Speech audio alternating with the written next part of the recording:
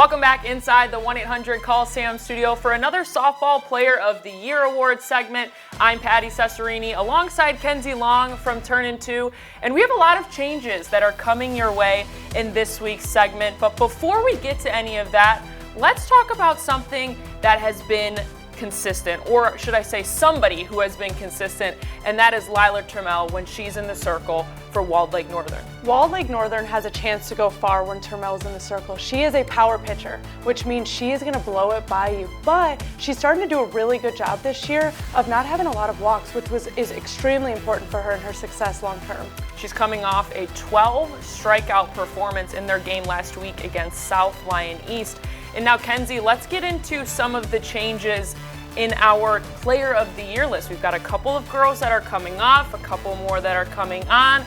Who do we have this week? It's really exciting to have this many players that are just having really good starts to the season. So this week we're going to add London Hoffmaster, who's committed to Western, just a phenomenal hitter for Three Rivers. Then we're going to add Compau, who's going to Central, who is a phenomenal pitcher for Frankenmuth. And then lastly, Cavanaugh going to Oregon for Traverse City Central. And we saw you in our comments. We heard you, we saw you, we appreciate all of the engagement online. Lots of questions surrounding how do girls get added to this list or taken off.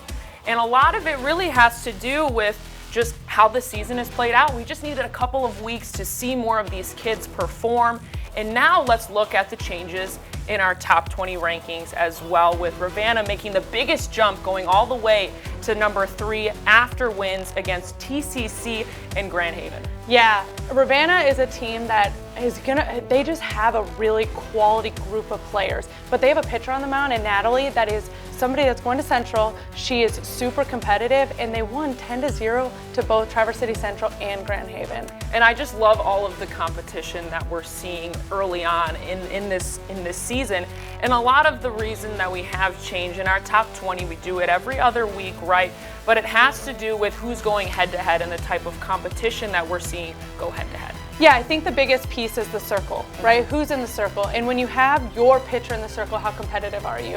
As soon as you take out that pitcher in the circle, yes, those games matter, but I want to know what it's like when your ace is on the mound, right? Ace versus ace, because in high school there's not a ton of pitchers on a team. And so how can we compete when it's best versus best? And that really matters to us in our rankings. Yeah, absolutely. And a quick reminder that when you go to statechampsnetwork.com to cast your vote for our Player of the Year award, whoever is in that number 1 spot is not going to be taken off of this list. So if there's someone on there that you really want to stay, then make sure you are going to our website and casting your vote. But for one more time from inside the 1-800-CALL-SAM studio, I'm Patti Cesarini. Thanks so much for joining, and we'll see you next week.